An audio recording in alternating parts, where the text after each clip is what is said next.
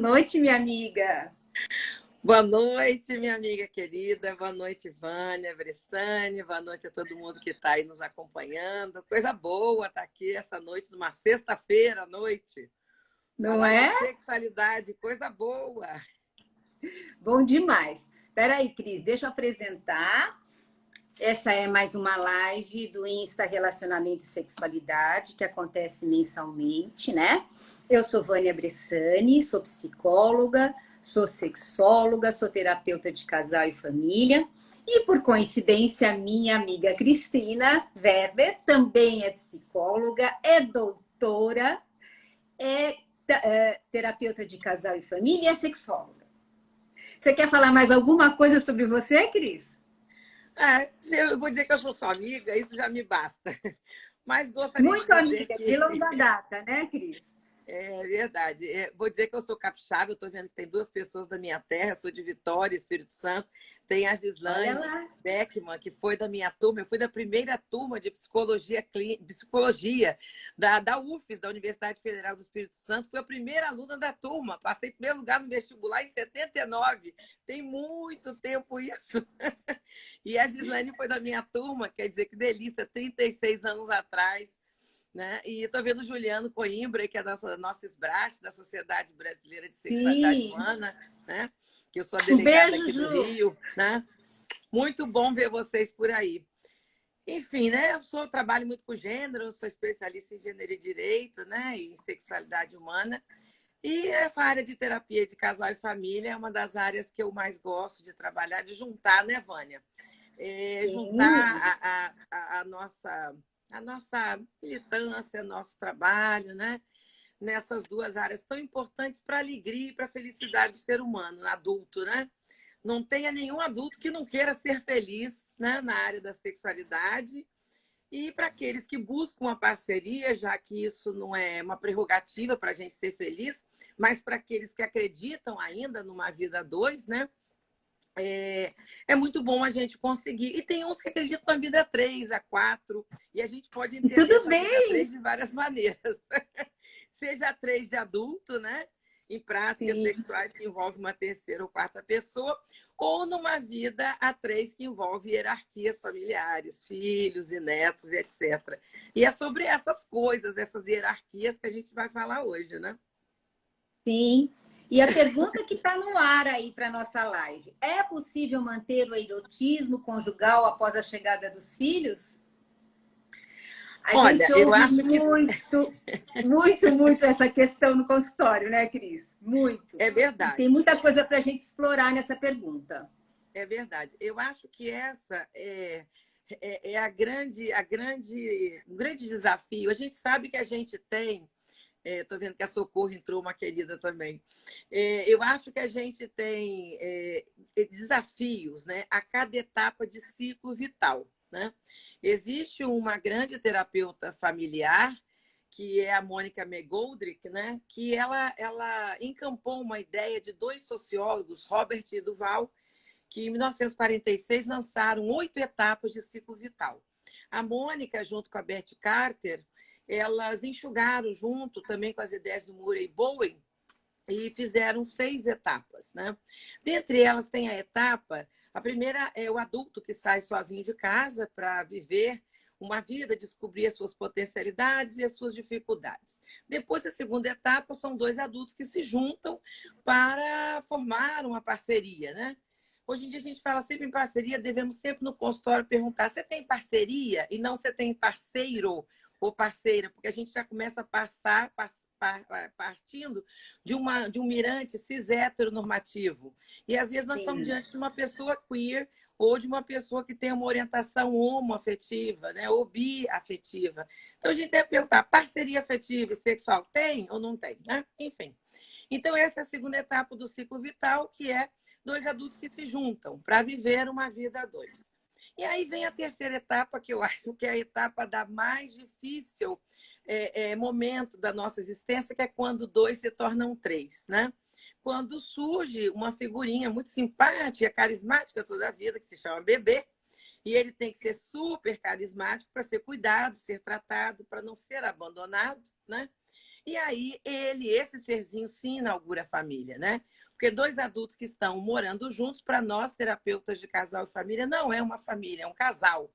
Porque é apenas um funcionamento horizontal. Quem inaugura o funcionamento vertical é a criança que nasce ou que é adotada, ou ainda que vem por uma família recasada, onde o enteado e a enteada passa a funcionar representando esse andar de baixo, da galerinha dos filhos e de filhas, né? Nós temos hoje 4 formas de a gente ter paternidade e maternidade. A biológica, no famoso esporte bretão, né? Do vucu-vucu, a relação sexual. Nós temos o Instituto Maravilhoso da Adoção, nós temos as técnicas de reprodução assistida e temos ainda as famílias socioafetivas, né?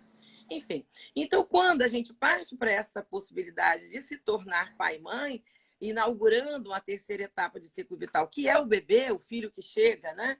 Ou um filho até mais velho que chega para inaugurar, nós estamos diante de uma grande tarefa desenvolvimental, que é abrir um espaço naquele mundinho, na alcova, no espaço que era de 2, para entrar uma terceira pessoa, né?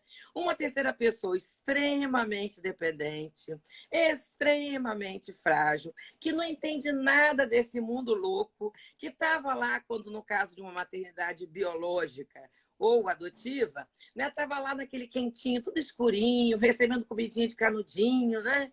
Só de vez em quando uma luz muito forte, que ele abre o olhinho da barriga, um som mais forte que ele acorda.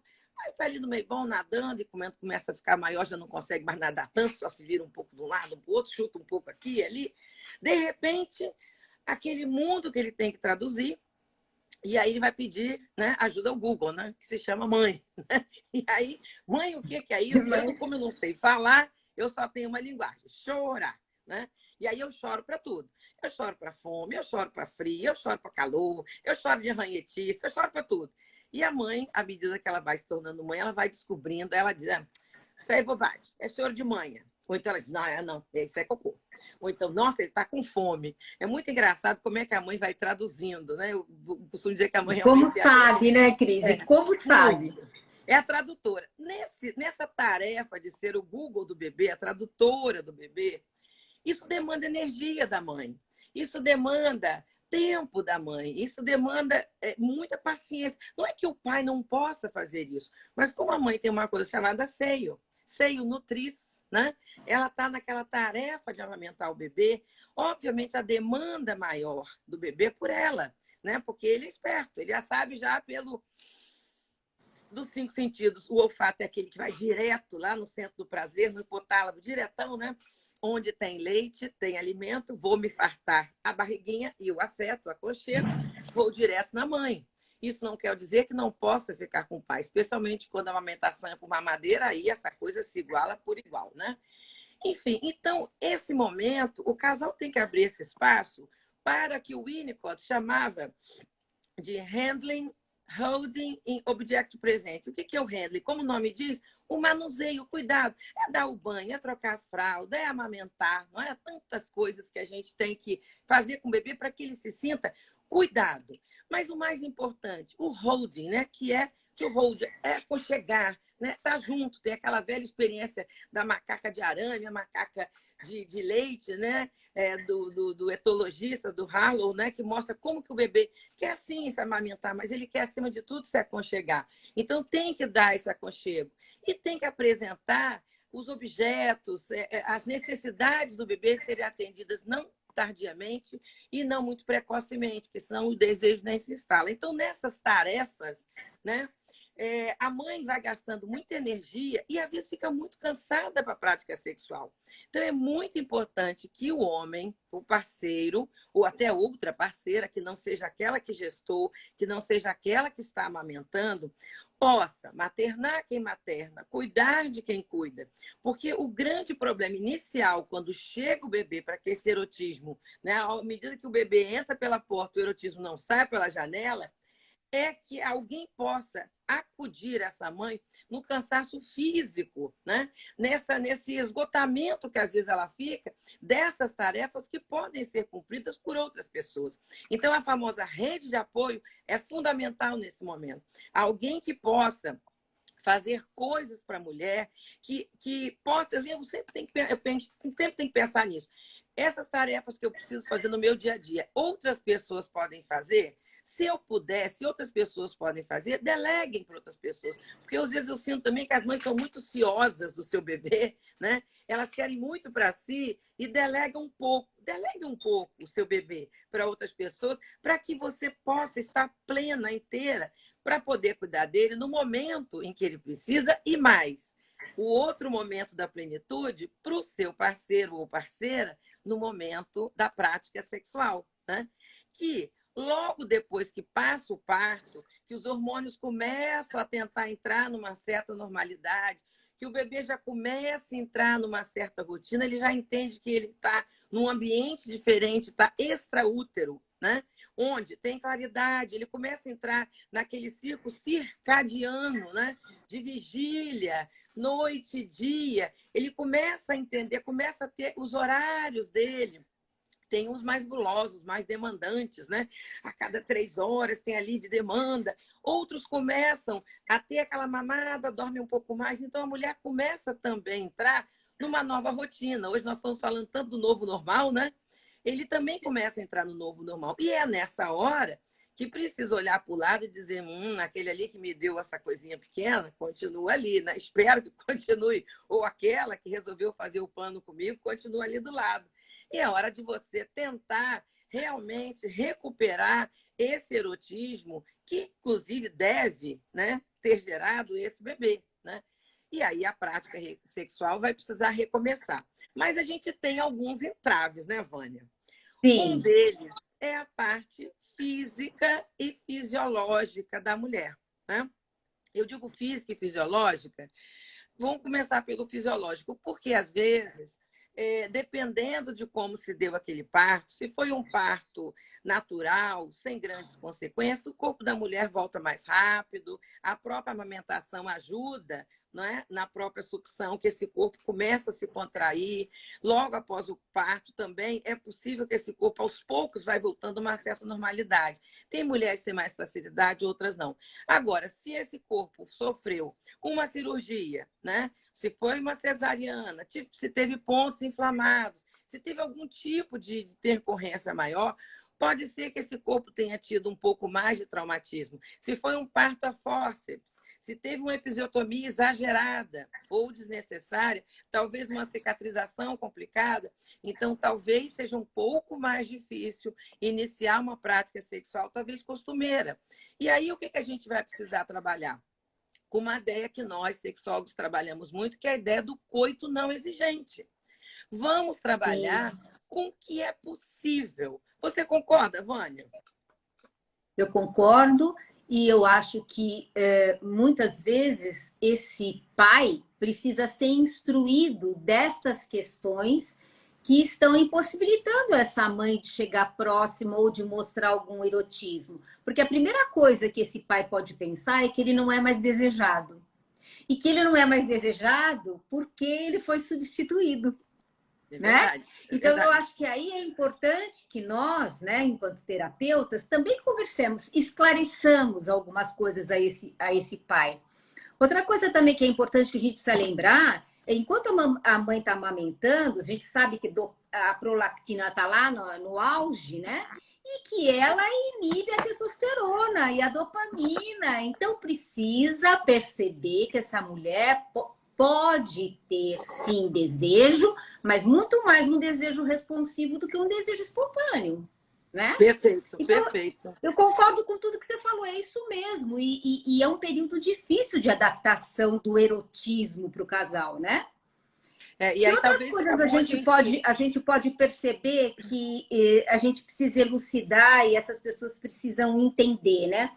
Uma outra coisa também que eu vejo que me trazem no consultório é a ideia desse pai que vê esta esposa, esta companheira ou esta parceira, essa parceria, né? Como mãe. E talvez o lado mulher fique escondido por detrás desse lado tão sensível que é o lado maternal, né? Perfeito. E também eu percebo que alguns desses homens se afastam porque estão percebendo, estão só visualizando, estão só vendo o lado maternal. Perfeito. Quantas coisas, como é bom conversar com as amigas, porque você está falando quanta riqueza, Vânia. Vamos começar aí pelas essas últimas contribuições tão ricas que você trouxe, que é essa questão de como você vê o outro, né? Primeiro que a gente está com um olhar tão míope, tão egoísta, né? Com tanta dificuldade de enxergar o outro nas suas idiosincrasias, na sua riqueza, né? Com tantas facetas, né? E às vezes eu percebo que a gente está meio míope e só consegue ver um pedacinho. E às vezes, sim, eu percebo que alguns homens só conseguem enxergar a mãe, a mulher como mãe, né? Se torna mãe. É como se ela se tornasse apenas mãe.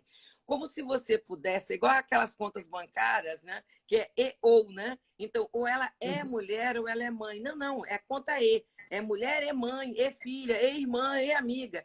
A mulher é multifacetada. E a grande dificuldade é a gente equilibrar esse monte de papel social. O que é importante dizer é que a gente precisa dar espaço para o papel social que, naquele momento, é mais exigido.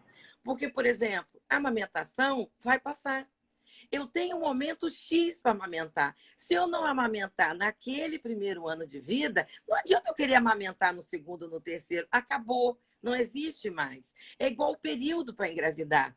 As mulheres, antigamente, elas tinham uma média de 22 anos para engravidar, dos 18 até os 40, porque a tarefa que a mulher tinha naquela época era a maternidade. Hoje em dia, sabe quantos anos a mulher tem em média para engravidar? 2. Porque ela primeiro vai entrar na faculdade, ela vai trabalhar, ela vai ascender na carreira, até ela encontrar um parceiro disposto a abrir mão desse leque de oportunidades de mulheres expostas nos sites, onde você faz um cardápio do que você quer. Peito grande, bunda pequena, perna fina, perna grossa. E aí você não tem nenhuma novidade mais, porque você escolhe tanto o que você quer nos critérios, que aquela surpresa de você descobrir que o gosta de tomar cappuccino depois do jantar, já não existe, porque você já ticou tudo que você quer, né? Para dar match em tudo, né? Enfim, até você descobrir aquela pessoa que deu match em tudo para você se arriscar em casar, já está com 36 anos.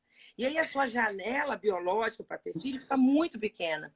Então a gente está com um período muito pequeno para engravidar, né? Então, isso já dá uma redução muito grande na chance de você conseguir ter uma maternidade biológica, né? Se é o desejo da pessoa. E aí, nesse momento dessa transição, então, assim, se você tem que priorizar o papel de mãe, você tem, então, um período biológico ainda menor para priorizar esse momento. Quando o bebê nasce, os homens precisam compreender que a mulher precisa entrar no que o Winnicott chamava de preocupação materna primária, né? Por quê? Justamente para ser aquilo que eu falei, a mãe é o Google do bebê, a mãe é a tradutora do bebê. E ela precisa entrar nesse estágio. Se ela não entra, o bebê fica meio perdidão nesse muito difícil dele compreender onde ele está. E nessas horas, quando a mãe se torna muito mãe 24 horas, esse marido, se ele for muito inseguro, se ele for muito narcisista, inclusive, o homem narcisista, o marido narcisista, muitas vezes nem quer ser pai, para nem pensar a ideia de dividir a mulher que ele acha que é dele, que é posse dele, não importa que é um ser desse tamanho que é filho dele, é outra pessoa. E ela vai dividir a atenção, então nem quero. Então, esses homens precisam fazer um tratamento terapêutico, se entender primeiro, antes de entrar nessa aventura de serem pais, né? Então, esse é um grande problema, confundir, porque ela vai apenas agregar um papel. Ela continua mãe. Então, é essa passagem entre ser o casal conjugal, a união de dois cônjuges, marido e mulher, né? No caso de uma relação heteroafetiva, ou, né, de duas mulheres, né? Esses dois cônjuges que passam a fazer agora parte de um casal parental, essa passagem, ser casal parental, não mata o casal conjugal. Só que, às vezes, tem alguns casais não atentos a essa passagem, parece que, ao se tornar parental, deixa de ser conjugal. Esse é um grande erro, porque ao deixar de priorizar o casal conjugal, você acaba matando o casal parental também. Porque o casal parental sozinho não se sustenta. Ou se sustenta, se torna uma vida muito insossa, sem graça. Porque o brilho do casal em si, não da família. O brilho da família são os filhos correndo pela casa. Mas o brilho do casal está na conjugalidade, está no erotismo, está no pega-pega que eles têm. Então, isso não pode acabar. Senão fica uma coisa fake. É um casal fake, um casal que não existe. Não é? Porque mesmo que você até deixe de transar, porque em algum momento a prática sexual se torna inviável por N razões, né? Mas a afetividade, a conjugalidade, e digo mais, o erotismo, ele é eterno. O erotismo é a arte de você olhar no olho do outro e sentir tesão, sentir prazer da presença do outro. Se essa presença vai se materializar numa relação sexual, isso é uma outra coisa. Feliz o casal que consegue transar olho no olho. Consegue transar publicamente sem ser preso pela polícia. Sem estar cometendo um atentado violento ao pudor. Esse é o erotismo máximo. Né? Mas isso é para poucas pessoas. É quando você consegue ter erotismo pele a pele, mas também olho no olho, alma com alma. Isso é fantástico, porque as pessoas acabam ainda tendo uma visão muito reducionista do sexo como sexo cópula. Ai da gente, quando não puder ter mais uma lubrificação que permita uma introdução ou uma ereção que permita uma introdução. Sexo não é somente introdução, né? É um reducionismo muito barato. A gente tem áreas erógenas extremamente interessantes. Vídeo, por exemplo, de pessoas amputadas que ainda têm aquela sensação, né, do membro fantasma. E que se você imaginar o membro fantasma que já foi amputado, você sente as sensações daquele membro. Porque, no fundo, está tudo aqui. Por isso que essa história de procurar ponto G pode ser uma grande balela. Procure ponto C. C de cérebro. Porque aqui é que se dão as fantasias, aqui que dão as histórias todas que a gente construiu, né? E aí, assim, voltando àquilo que a gente falou no início, olhando a parte fisiológica, se está tudo ok, a mulher vai ter que encarar a parte física do corpo dela, né? E aí nós mulheres, somos muito massacrados por uma ditadura do corpo perfeito, do corpo magro, né? E a gente precisa ampliar um pouco a nossa leitura. Por exemplo, o corpo famosinho nas Ilhas Fiji não é das mulheres magrinhas, é das mulheres bem cheinhas, porque os corpinhos mais assim, vistosos, cheios no Fiji, significa opulência, significa graça, né? Então, quando você vê, por exemplo, a Vênus de Milo, lá exposta no Museu do Louvre, em Paris, ela tem barriguinha, ela tem uns peitinhos grandes. Então, assim, beleza é um critério de moda, é um critério cultural, é um critério de uma época. E a gente fica se cortando, se retalhando. Hoje mesmo, vendo a Globo News, estava vendo lá uma determinada cantora ou atriz vai processar um médico que fez uma criolipólise, que deu tudo errado. Por que precisa fazer criolipólise? Por que tem sempre que botar uma boca enorme, uns bochechos enormes, se injetar veneno de cobra, corta aqui, corta ali? Por que eu não posso aceitar o passar dos anos com o que eu tenho? Porque as rugas são as histórias na cara da gente. Como é que é isso, né? Então, assim, esse monte de exigência faz com que a mulher, quando ela está com o corpo pós-parto, ela não goste do corpo dela. Mas, cara, é aquele corpo dela tá assim porque deu uma vida para o mundo. Então, aquele corpo, eu sei que é difícil, mas assim, eu preciso enxergar a beleza num corpo de alguém que acabou de botar um ser no mundo. Ele é um corpo vitorioso. Ele é um corpo que consegue dar vida a uma outra vida. Isso não tem preço, não tem cirurgia plástica que possa botar uma vida no mundo. Né? Então, essa compreensão, a aceitação dos corpos, dessa diversidade corporal, a gente precisa trabalhar nos consultórios. Porque eu acho que a gente precisa mobilizar. Eu acho que a gente precisa mobilizar os casais a conversarem sobre isso. Porque essa insatisfação feminina com o corpo, principalmente o corpo pós-gestação, é muito velada. Eu acho que a mulher tem dificuldade de dizer sobre isso com a sua parceria ou com outra pessoa qualquer. Então, ela guarda muito para si e fica se olhando no espelho e se achando feia e se achando pouco atraente, não se achando mais sedutora.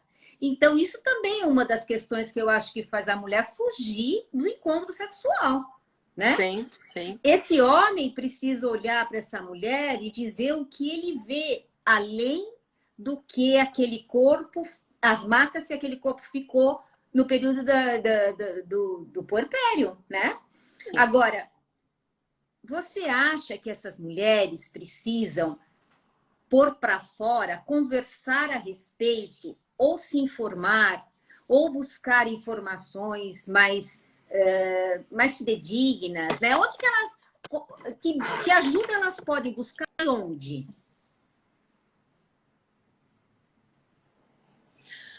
Olha, eu gosto muito da ideia da gente conversar entre mulheres, né? Uma ciranda de mulheres. A Clarice Píncola Ester tem até um livrinho, eu não sei se acho com facilidade aqui, dentro dos meus livros de feministas, talvez sim.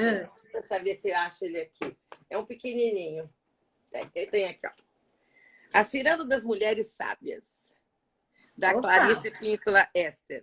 É a mesma que escreveu As Mulheres que Correm com os Lobos, né? Aliás, ela tem uma frase lindíssima naquele livro das Mulheres que Correm com os Lobos, 400 páginas, ela diz assim, que em termos de tração, né, tração de puxar, uma pele com uma cicatriz é muito mais forte do que uma pele lisa. Quer dizer, uma história que tem grumos, que tem cicatriz, é muito mais resistente, né? E uma pele de uma mulher que pariu, seja por cesariana ou por uma episiotomia, que infelizmente muitas vezes se faz desnecessariamente, diga-se de passagem, né? Existem episiotomias até assim, além de desnecessárias, feitas de uma forma extremamente agressivas para o corpo da mulher, mas são marcas no corpo que trazem, né, uma força muito grande. Então, eu diria que uma das coisas que a gente pode fazer é conversar com as outras mulheres das famílias, das nossas famílias, né? As mulheres mais velhas das nossas famílias sobreviveram e passaram pelas mesmas histórias, né? Como é que você fez? Pergunta para sua avó, pergunta para sua mãe, pergunta para sua tia, para sua cunhada. Eu vi que entrou uma cunhada minha querida, aí a Sandra, né? Pergunta para sua cunhada, pergunta para uma tia, pergunta para amigas, como é que foi para você? Eu acho que é muito importante, porque a gente não precisa inventar a roda. Eu acho que a gente pode se beber da fonte da sabedoria das outras mulheres, né? E eu acho que é uma forma também da gente elevar, né, a sabedoria feminina dessas mulheres que andam muito esquecidas. Nós agora valorizamos sempre, né, essa coisa da novidade, do que é novo é sempre melhor. Nós temos uma sabedoria popular, inclusive, que está muito perdida, né? Então, eu diria que então, assim, a autoajuda que você pode trazer na família. Segundo, nós temos grupos de autoajuda também, em comunidades você encontra, em grupos de SUS, você acha também em algumas grupos na assistência social. Não é? Eu acho que a gente tem que buscar nos SPAs das universidades. Eu vi a Roberta Zonta aí, que está fazendo psicologia na Veiga, eu sei que a Veiga, a PUC, várias universidades aqui no Rio, em São Paulo, em todos esses lugares, tem lugares de assistência, né? É buscar ajuda terapêutica. Ela tem que buscar ajuda, tomar iniciativa. Sim, e tem vários ambulatórios de sexualidade. Eu mesmo conduzi um na UF durante 12 anos. É buscar ajuda, é conversar com a parceria, não é? Porque também é o jeitinho, o encaixe daquela parceria, que vai saber como conduzir. Tudo, para tudo tem jeito. O Fernando Pessoa já dizia, né? Tudo vale a pena quando a alma não é pequena, né? Ou se a alma não é pequena. E eu acho que quando há amor, quando a Helen Capa também diz isso, né? Se há amor, se há conexão, se há carinho entre as pessoas da parceria, qualquer disfunção erétil pode ser resolvida, qualquer disfunção sexual, melhor dizendo, pode ser resolvida, inclusive a disfunção erétil, né? Sim. Olha, tem uma Daniela que está dizendo que veio correndo para te ver. É minha amiga, uma grande advogada que defende mulheres muito bem, minha colega de gênero, né? E é bom que ela esteja aí, porque assim, nós estamos falando, no fundo, também de questões de gênero, né? Como é diferente, porque o corpo do homem, voltando à questão do corpo, o corpo do homem não se modifica na gestação. Né? O homem não tem essa mudança física, mas, em compensação, a mudança psicológica dele também é muito grande. Ele tem o desafio masculino é conseguir entrar nessa díade que se forma de uma forma fusionada muito grande, porque é uma vida dentro de outra vida, né? E aí, a Márcia Tica, a Márcia, um beijo, uma Márcia. vida dentro de outra vida. Então, você imagina, realmente, a gente fala muito dia de mãe e bebê, eu não gosto muito não, porque nunca foi uma díade, é uma tríade, né? Todo bebê nasce de um casal e aí é o nosso triângulo original. Mas a relação de uma mãe com o bebê, a mãe carrega esse bebê na barriga, ela é tão fusionada, ela é tão intrínseca, que para esse homem romper essa relação, em se tratando de uma relação hétero, né? É muito difícil. E então ele precisa encontrar uma maneira sem ser agressiva, sem ser disruptiva, mas de uma forma participativa. Por isso que, por exemplo, numa maternidade, hoje em dia, normalmente quem fica, né, quando é possível um alojamento conjunto, é o pai que tem que estar já na primeira noite com a mãe e o bebê, e não a mãe da mãe, como era antigamente, né? Coitado, o homem é para casa. Como assim? Mas ele é pai daquela criança. Então a gente tem que estimular ao máximo que ele sim dê o banho do bebê, que ele sim esteja com esse filho, que ele acabou de botar no mundo também. Mas a gente tem que entender que a paternidade começa assim, ter uma concretude no parto, no nascimento. Quando ele pega esse bebê na mão, a concretude da maternidade da mulher é desde o primeiro dia. Quando ela sente que o seio fica inchado, que fica dolorido, que a barriga começa a crescer, que o bebê chuta a barriga. Então, é uma relação completamente desigual nesse ponto. Então, eu acho que também a mulher precisa ter essa compreensão de como para o homem é muito difícil entrar nesse meio sem se sentir um pouco deslocado.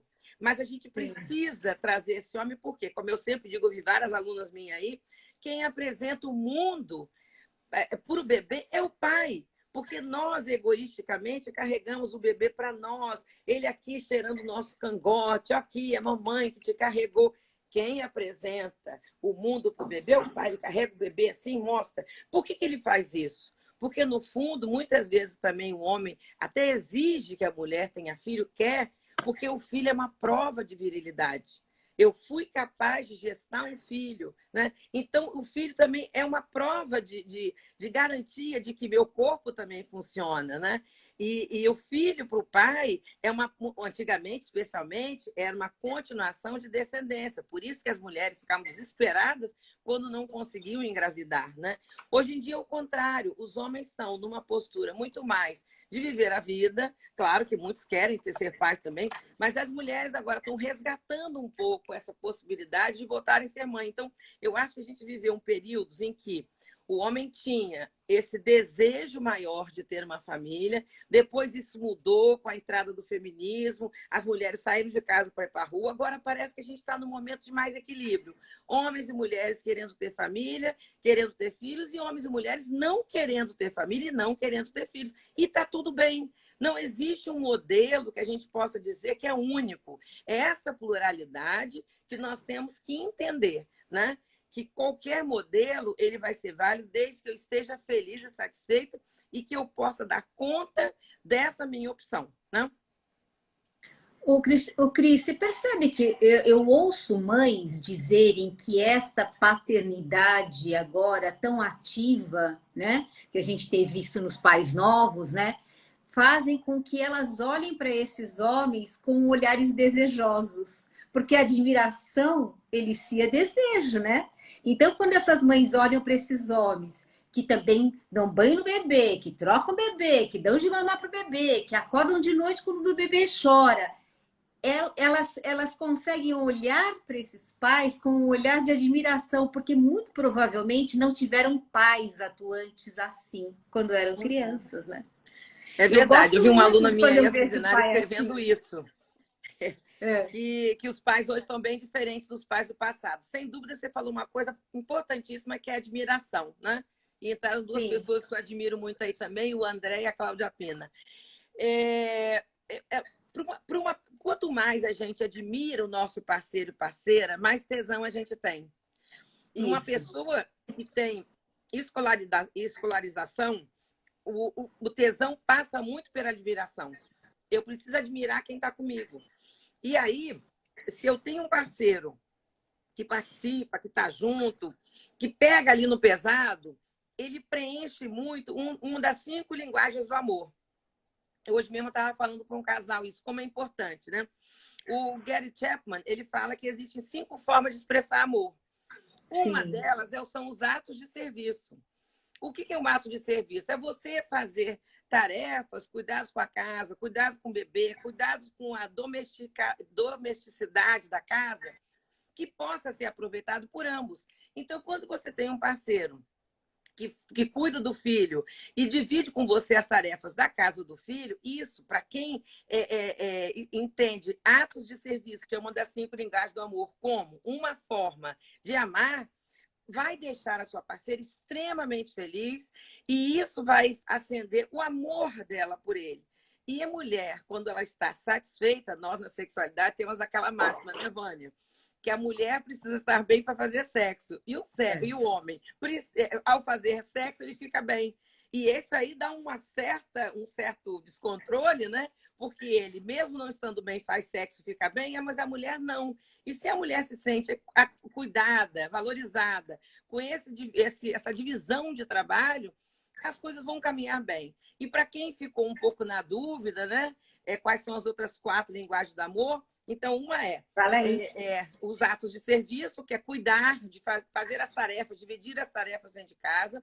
As outras são tempo de qualidade. Tempo de qualidade é você fazer alguma coisa junto com o parceiro ou com a parceira, do tipo, entrou o Denis Moraes aí, que foi um dos meus grandes queridos amigos na Antártica, né? Então, por exemplo, acampar na Antártica, né? É um tempo de qualidade, né? Correr no parque é um tempo de qualidade. Cozinhar junto é tempo de qualidade. Outra forma de linguagem do amor, dar presentes, que pode ser dinheiro, pode ser roupa, perfume, uma flor, uma flor. um chocolate. O outro é palavras de afirmação. De afirmação. Né? Você é bonito, você é competente, você dá conta, né? Eu acredito na sua capacidade. E, por último, a outra linguagem do amor que eu acho que é importantíssima e que está meio carente são os toques. Toque, carinho, beijo na boca, mãos dadas, aquela coisa toda. E a gente está eu acho que os casais estão um pouco econômicos, né, nessa forma de se cuidar. E isso é muito importante. Não é só os solteiros que estão distantes, né? Os casais casados no mesmo ambiente. Muito. E eu acho que com os casais casados, ou que o pessoal, galerinha que divide casa, que mora junto, também tem diminuído, porque é aquela velha história assim, tá aí do lado, né? Tá, amanhã vai estar aí também. Então amanhã eu faço, só que o amanhã pode não chegar. Eu tenho que investir hoje. E se eu quero carinho, eu tenho que fazer, né? Aquela história, eu quero colher mamão, planta mamão, né? Então, se eu quero carinho, eu tenho que dar carinho. Eu não posso exigir carinho se eu mesmo não dou. Eu sinto, muitas vezes, nos casais que eu atendo, isso é uma certa cobrança de algo que o próprio casal, o outro do casal que está cobrando, não faz. Mas você faz isso? Ah, não. Então, como é que você está cobrando uma coisa que você mesmo não entrega, né? Então, se no fundo a gente tentasse fazer um download da melhor versão de nós mesmos para o parceiro ou para a parceira, eu acho que também o outro se sente mais motivado. Às vezes a gente está muito porco-espinho na relação, né? E porco-espinho com porco-espinho, ou se aquece se agredindo, ou morre de frio, né? Já foi a grande dúvida que o Schopenhauer trouxe, né? E que o Leandro Carnal resgatou e trouxe o livro, né? Do dilema do porco-espinho, né? E eu acho que nesse momento atual nós estamos muito assim. É solidão, né? E a pior coisa é a solidão a 2, né? É muito terrível, né? É isso. Ô, Cris, uma coisa também que eu acho que nesse momento aí, né, da maternagem, da paternagem, que começa a ficar distante o casal eroticamente, talvez seja a hora de mudar os estímulos eróticos. Porque os estímulos eróticos que funcionavam antes, quando não tinha a presença do bebê, talvez não sejam mais tão efetivos. Né? Verdade. Talvez precisa se mudar um pouco as técnicas de sedução. É verdade. E foi bom você estar falando de estímulos eróticos, justamente na hora que entra a presidente da Sociedade Brasileira de Estudos em Sexualidade Humana, nossa Sheila. Oi, Sheila. Nossa presidente, a quem nós damos aí as boas noites, né? Bom ter a Sheila aqui conosco. E é isso exatamente, eu acho interessante quando você fala de mudar estímulos eróticos. Nós temos, eu gosto muito de usar a palavra rota erótica, né? Eu acho que a gente, às vezes, é meio assim, sabe, engenheiro de estrada? Parece que a gente tem só uma rota erótica, né? Como eu moro na Barra da Tijuca, como se eu fosse para a Zona Sul sempre pela Niemeyer, né? Cara, existe o túnel Zuzu Anjo, por que eu não posso pegar outra rota? eu tenho que alternar a minha rota. Eu posso fazer outra, põe meu GPS, outra rota sexual. Eu sempre começo pela direita, vou começar pela direita, pela esquerda, eu sempre começo de frente, vou começar de costa. Eu posso inverter essa ordem, né? Esse mapa erótico pode comportar outras rotas sexuais. Então, na hora que você muda a rota sexual, muda o estímulo, muda a forma, muda o horário, muda alguma coisa, quando você introduz no sistema erótico, no sistema conjugal, na forma de transar, algum elemento novo, você pode ser surpreendido de uma forma magistral. Pode ser muito interessante. E aí, esse corpo, que poderia estar adormecido em determinadas partes, pode descobrir algo muito potencialmente excitante. Eu acho que a gente tem regiões do corpo muito pouco exploradas. Por exemplo, vocês acham que os vampirinhos gostam tanto do pescoço por causa de quê, minha gente? O pescoço é uma região extremamente vascularizada. Os feixes de nervos do cérebro, todinho eles descem e se cruzam, né? Para o corpo. Essa região é assim, é como se fosse, né? Todos os feixes de um cabo de energia que sai de um prédio para distribuir para um prédio inteiro. Então, o pescoço, por exemplo, é uma região extremamente interessante e que a gente explora pouco, né?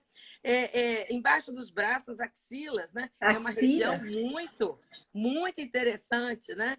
Então, as costas, os pés, né? Os pés também são muitas vezes desleixados. Então, são regiões que podem dar um frisson muito grande. Então, é descobrir. E, de novo, se não puder ter uma relação sexual intensa, você pode começar, é como se você fosse aquecendo, né? É um pré-aquecimento com uma relação completa depois. A masturbação é um tipo de exercício sexual possível. Por isso que, num determinado momento da nossa fala, eu falei do coito não exigente, que é, vamos ver o que vai dar, vamos ver até onde a gente vai conseguir. O retorno pode ser um Sim. pouquinho difícil. Mas, assim, eu acho que sempre é possível se você criou intimidade sexual. Pode começar com o que a gente chama de banho-terapia. Vai tomar um banho junto, né? Um lava o outro, dá uma esfregada boa nas costas. As costas são uma região muito boa. Sempre é assim, importante relaxar as costas, tem pontos, né? E quando você aperta um ponto nas costas, ou em qualquer lugar, ao apertar e soltar, vai bastante sangue para aquela região. E isso dá uma acordada nos nossos músculos. Nosso corpo é feito de ossos e de músculos. Nós precisamos ativar, né? Então, um banho relaxa. Depois de um banho, você pode trabalhar com os cremes, né? Um massageia o outro, um passa creme no outro. E isso, gente, é de uma brincadeira, de uma intimidade muito grande. Isso é muito legal, né? E sem pensar que tem que ter sexo. Exato. Por isso, o coito não exigente é o que vier. Ah, Sim. agora já me deu sono. Eu relaxei tanto que me deu sono. Ótimo. Então vai dormir. É saber o seguinte, o meu limite, qual é o meu limite, qual é o seu limite, né? Eu não posso estar querendo uma performance fantástica, porque, inclusive, às vezes, no meio lá do banho, o meu querido serzinho desse tamanhozinho vai acordar e vai querer mamar. Ok, vou eu lá de novo. Tem uma musiquinha Sim. antiguinha do Roberto Carlos, que a galera mais jovem não vai lembrar, né? Sheila vai lembrar, que ela é da minha fase, aí da idade Vânia também, que o Roberto cantava assim, quando as crianças saírem de férias, talvez a gente possa se amar um pouco mais. Sim, porque existe uma demanda, a criança não tem o que a gente tem, que é aquele time da paciência, o time da espera, né? Criança tem que Sim. ter o tal do objeto presente do Winnicott. Ele quer que você supra a necessidade dele imediatamente. Claro que o bebê pode esperar um pouquinho, ó, 3 segundos, um pouquinho a mais, né? Não é muito, não, senão ele se desespera, ele se desestrutura. Mas um pouquinho, a criança pode esperar um pouquinho, mas você vai ter que atender em algum momento, né? Então, assim, você tem que saber conjugar. Eu diria que a gente tem que abaixar um pouco o nosso grau de expectativa da perfeição, né? Eu gosto de resgatando a ideia do Winnicott, em 1946, ele falando num programa da rádio, na rádio BBC, ele citou um termo que ele chamava Ordinary Mother. Mãe ordinária, que em português não fica uma tradução boa, que seria uma mãe comum, que depois ele desenvolveu e transformou naquele conceito Mother Good Enough, mãe boa o bastante, né?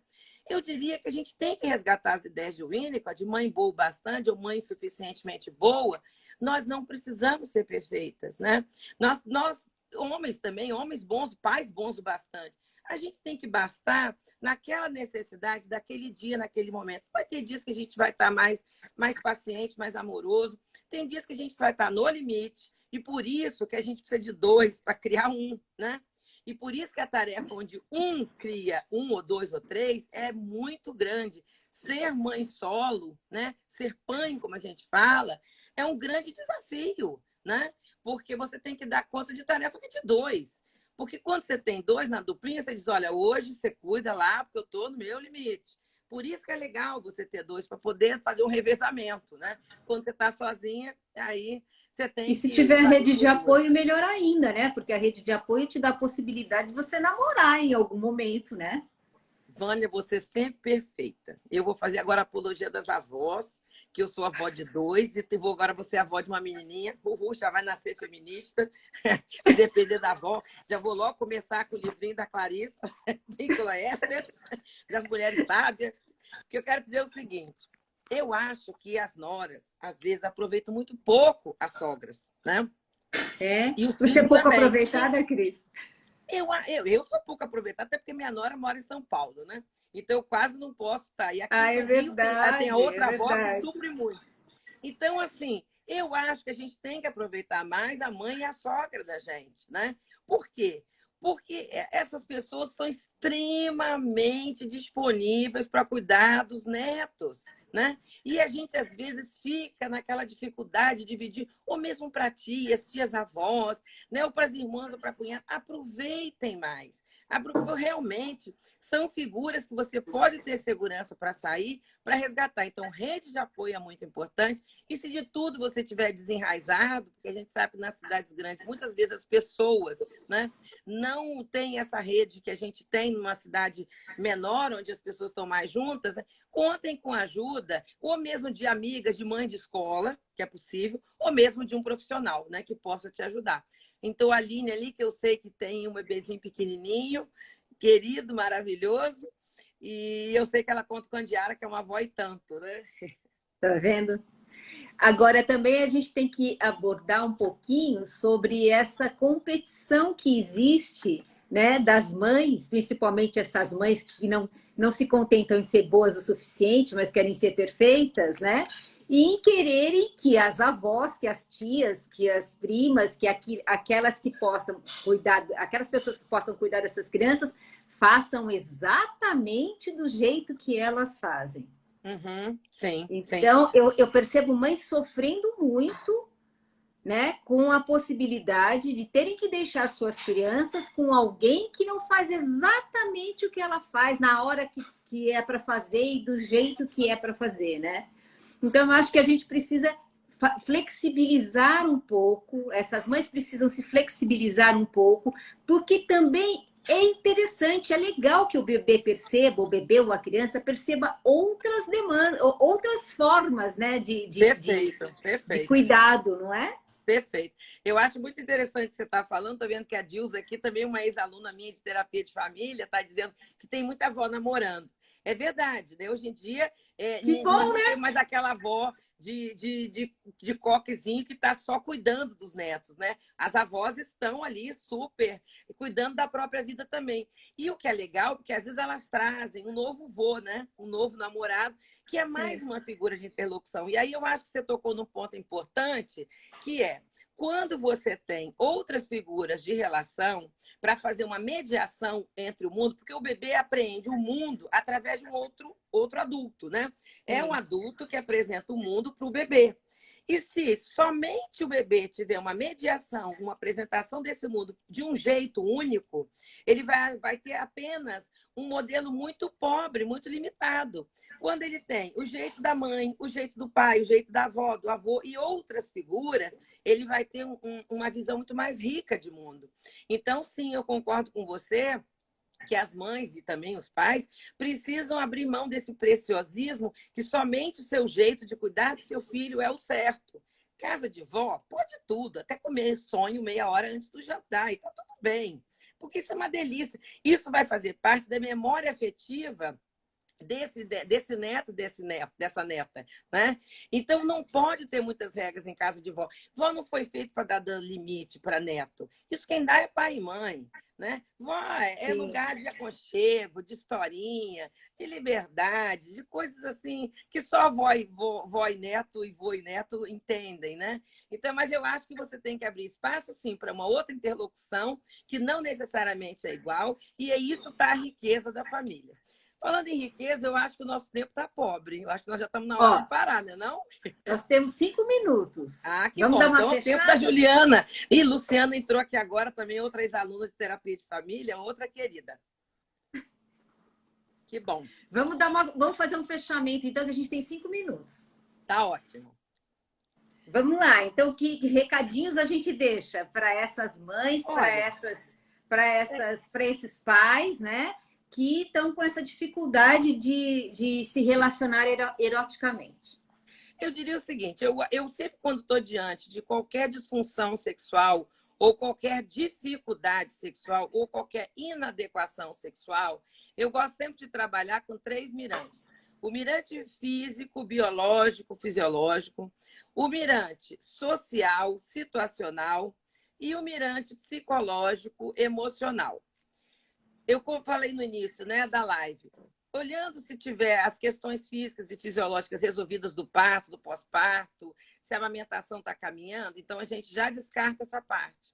Vamos ver como é que está o social. É muito importante uma rede de apoio para que essa mulher possa estar mais descansada fisicamente falando, para que ela possa, inclusive, voltar parte da rotina social dela, inclusive trabalho, né? Para que ela possa se sentir produtiva. Não esqueça que a gente sempre está no nosso pilar de sustentabilidade psíquica, que é se sentir amada, querida e desejada e se sentir capaz, competente. Então, eu tenho que me sentir amada e tenho que estar produzindo. E o Freud acrescentou nesses 2 itens o pilar do lazer. Então, também é importante você ter alguma coisa que você possa estar também relaxado, né? Dentro do pilar da afetividade, é importante você estar numa relação que você esteja se sentindo querida, amada, valorizada, né? Bem cuidada, e não em violência doméstica, e não em agressividade. Ninguém nasceu para ser agredida, ninguém nasceu para sofrer. A gente tem que estar junto enquanto está bom, né? Se não tiver bom, a gente tem que primeiro tentar consertar. Se não der jeito, cada um vai para o seu canto. Mas matar e agredir não está no script, né? E, por último, a parte emocional. Às vezes, a mulher pode ter um partus blue, né? Que é um mal-estar depois do parto, uma depressão pós-parto. Então, se for assim, é importante também Procurar receber uma ajuda. medicação. E os homens entenderem que esse ser não veio para dividir, se meter no meio do amor dele com a mulher que ele ama. Veio para somar, criar realmente uma família. Então, se tiver algum problema de narcisismo, de dificuldade de aceitação, de ciúme, importante trabalhar também psicologicamente. Sexualmente falando, novas rotas, novos GPS, né? Novas carícias, coisas que ainda não fez, banho-terapia, coito Vamos depois do namorar. dente, namorar, né? Voltar, carinho, Seduzir. 5 linguagens do amor, né? Toque, presentinhos, né? Perfeito. Agrados, isso tudo faz muito bem, né?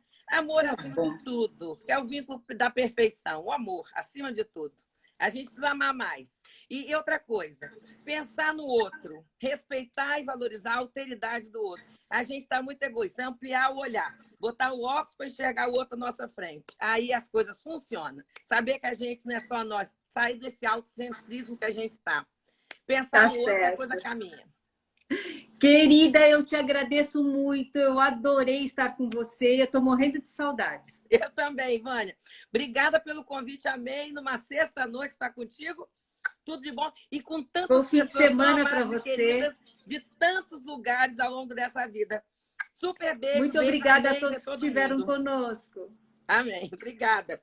Beijo, beijo. Bom fim de Fique em semana. paz, querida. Tchau, tchau. Tchau.